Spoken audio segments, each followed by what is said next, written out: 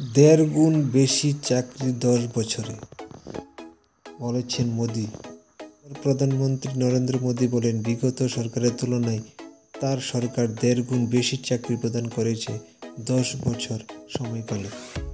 একই সময় ধরে ক্ষমতায় থাকা আগের সরকার এই সাফল্য দেখাতে পারেনি।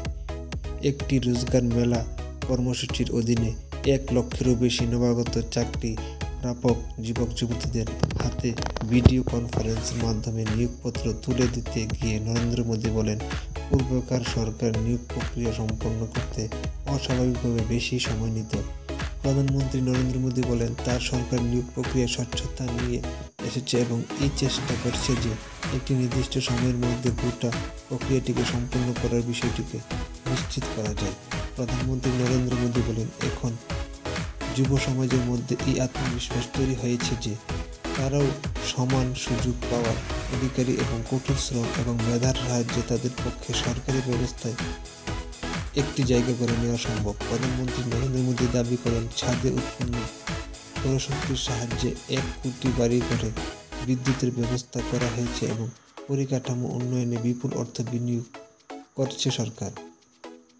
এতে বহু কর্মসংস্থানের সুযোগ সৃষ্টি হয়েছে। তিনি বলেন, ভারতে বর্তমানে স্টার্ট আপের সংখ্যা 1,25,000 এবং এই ক্ষেত্রে দেশ ইতিমধ্যেই তৃতীয় বৃহত্তম বস্তুতন্ত্র হয়ে উঠেছে।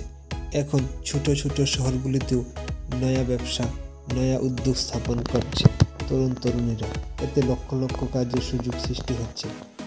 নরেন্দ্র মোদি জানান, বন্দে ভারত ট্রেনগুলোতে যে ধরনের কোচ ব্যবহার করা হয় এমন প্রায় 40,000 আধুনিক কোচ তৈরি করবে ভারত। তারপর সেগুলো সাধারণ ট্রেনে জুড়ে দেওয়া হবে যাত্রীদের স্বাচ্ছন্দ্য এবং আরাম বৃদ্ধির লক্ষ্যে।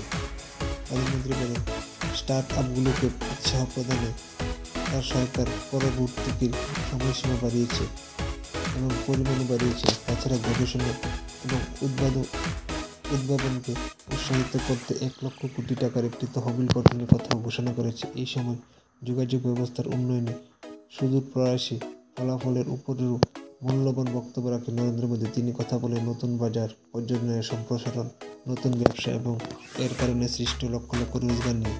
তার কথায়, উন্নয়নকে ত্বরান্বিত করতে বর্তমান সরকার পরিকাঠামোকে ঢেলে সাজাচ্ছে। সাম্প্রতিক বাজেটে এই লক্ষ্যকে সামনে রেখে পরিকাঠামো উন্নয়নে 11 লক্ষ কোটি টাকার সংস্থান করা হয়েছে।